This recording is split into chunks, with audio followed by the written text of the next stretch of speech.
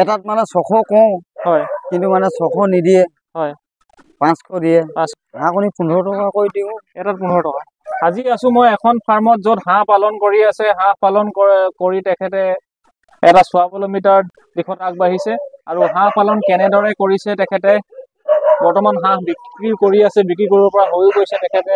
এতিয়ালৈকে 40-50 মান হাঁহ বিক্ৰীও কৰিলে আৰু এইখিনি হাঁহ বৰ্তমান আছে ইয়াতে দেখিছে আপোনালোকে তো হাঁহটো কিন্তু এটা আবদ্ধ পদ্ধতিত পালন কৰি আছে আৰু সেই আবদ্ধ পদ্ধতিত যে কেনেকৈ পালন কৰিছে তেখেতে কি দানা খুৱাইছে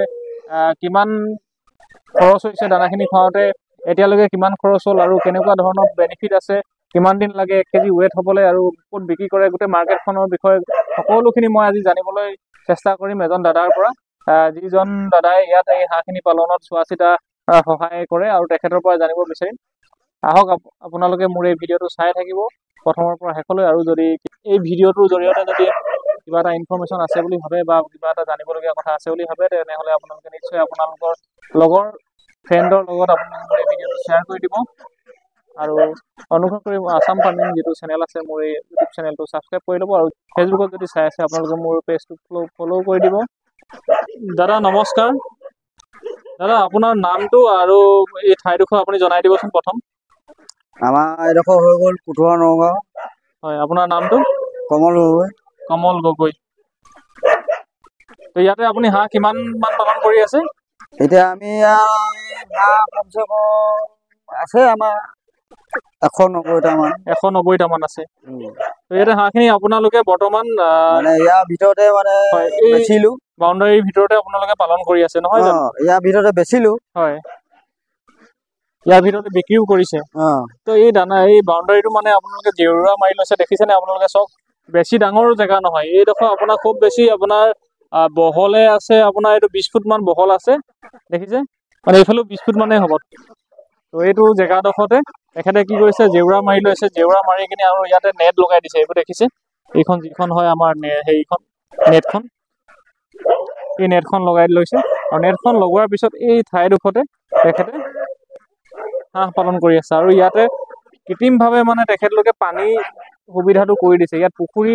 নহয় এইটো অলপ দ কৰি কিনে খানি ইয়াতে মটৰ দি পানী দিয়ে আৰু এই পানীখিনিতে হাঁহবিলাকে দিনত চৰি মেলি কি হাতেৰে গা ধুৱে তাৰপিছতে ইয়াতে দানা দিয়াৰ ব্যৱস্থা তেখেতলোকে নিজেই কৰে এইবিলাক দেখিছে এইবিলাক দানা পাত্ৰ আছে ইয়াতে দানা দি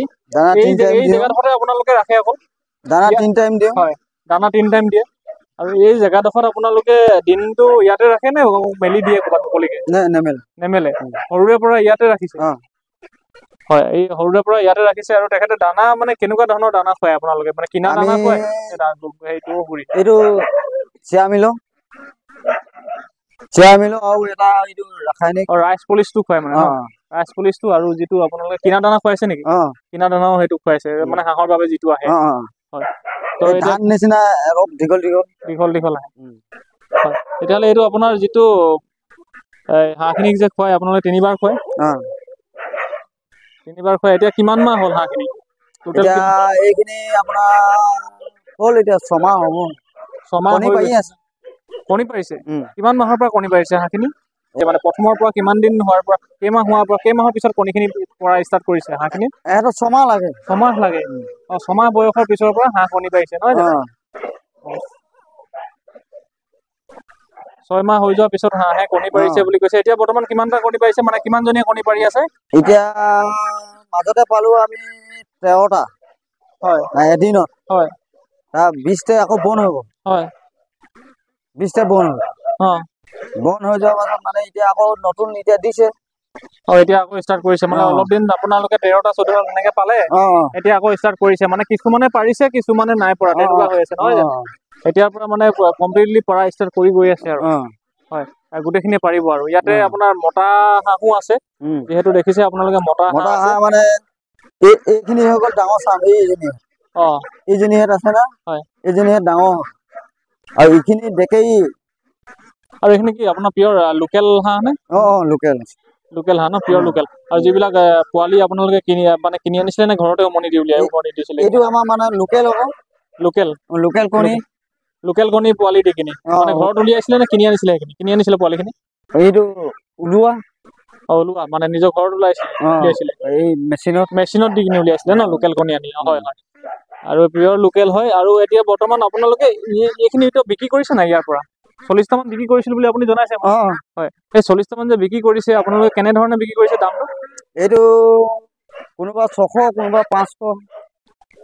600 টকা 500 টকা তেনেকুৱা হিচাপত বিক্ৰী কৰিছে মানে ওজনটো চাই নহয় জানো হয় মানে প্ৰতিটো পাৰ পিচ আপোনালোকে 600কে বিক্ৰী কৰে মানে এটাত 600 এটাত মানে 600 কওঁ হয় কিন্তু মানে 600 নিদিয়ে হয় 500 দিয়ে হয় কেতিয়াবা 600ও পায় তেনেকুৱা এই বিক্ৰী কৰাৰ ক্ষেত্ৰত আপোনালোকে ক'ত বিক্ৰী কৰে ইয়াৰ পৰা মানুহে লৈ যায় বৰপুৰা বজাৰত আপুনি পাইছে না বৰপুৰা বজাৰত মই দেখিছো আপোনালোকৰ লগো পাইছো তাত মাৰ্কেটত আৰু তেখেতলোকে কি কৰে যিহেতু আমি প্ৰথমতে যদি কিবা এটা ফাৰ্ম কৰোঁ আৰু সেই ফাৰ্মৰ পৰা আমি যদি লাভ কৰিব বিচাৰো প্ৰথমতে মাৰ্কেটখন ল'ব লাগিব হয়নে বজাৰত বিক্ৰী কৰা সুবিধাটো লাগিব তো এতিয়া কি হ'ল ইয়াৰ পৰাতো মানুহে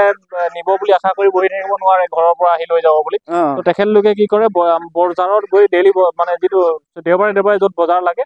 বৰপুৰত ডিব্ৰুগড়ত আৰু তাতে গৈ তেখেতলোকে বিক্ৰী কৰে আৰু তেখেতলোকে প্ৰতিটো হাঁহৰ বাবদ মানে 600 টকা কয় কেতিয়াবা 600 টকা পায় 550ও পায় কেতিয়াবা 500ও পায় তেনেকৈ বিক্ৰী কৰে কিন্তু 500 তলত আপোনালোকে এতিয়ালৈকে বিক্ৰী কৰা নাই ন না 500 দিছে 500 দিছে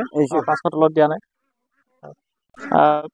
তো সেই গতিকে মানে মাৰ্কেটখন আপোনাৰ তেখেতলোকে নিজেই লৈ যায় আৰু ইয়াত কোনো লাজৰ কথা নহয় এইবিলাক হাঁহ পালন কৰি কিনে মানে ধুনীয়াকৈ এটা ইনকম আহে নে ইয়াত হাঁহটো আছে তো হাঁহ কণীবিলাক আপোনালোকে কেনেকৈ বিক্ৰী কৰে হাঁহ কণী 15 টকা কৰি দিওঁ এটাত 15 টকা সেই বজাৰতে বিক্ৰী কৰে নেকি বজাৰ নিওঁ কিন্তু মানে 12 টকা কৰি দিওঁ 12 টকা কৰি দিয়ে কিছুমানে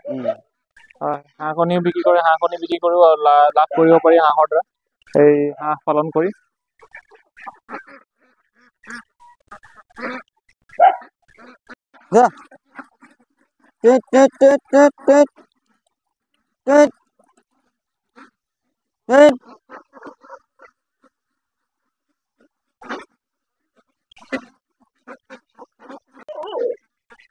বন্ধুসকল দেখিলে আপোনালোকে যে হাঁহ পালন মানে কম ঠাইতে আমাৰ যদি পুখুৰী নাথাকেও আৰু যদি আপোনাৰ জেগাও বেছি নাথাকে তেতিয়াহ'লে আপুনি খুব বেছি মানে এটা এইফালে বহল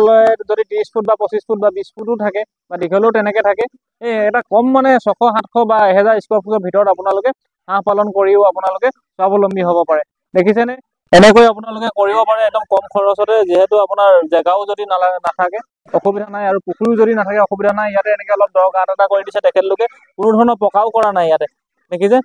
হাঁহে মানে ইয়াতে হাতুৰে পানী মটৰেদি দিব লাগে দি মেলি আৰামছে ইয়াতে এটা মানে ধুনীয়াকৈ সুন্দৰভাৱে আৰু লগতে হাঁহে 6 মাহৰ পিছৰ পৰা আপোনাৰ কণী দিয়া ষ্টাৰ্ট কৰি দিছে আৰু কণীও পাৰে সেই কণীটোৰ বাবদ আপোনালোকে 15 টকা কৰি তেখেতলোকে বিক্ৰী কৰে কেতিয়াবা 12 টকাও পাব বুলি জনাইছে তো এইটো এটা হাঁহ পালনো এটা যে লাভজনক ব্যৱসায় এইটো আপোনালোকে আজি এই ভিডিঅ'টোৰ পৰা জানিব পাৰিলে আৰু ভাল পাইছে অনুগ্ৰহ কৰি লাইক কৰি দিব মোৰ এই ভিডিঅ'টো আৰু আজি এই ভিডিঅ'টো মই ইমানতে শেষ কৰিছোঁ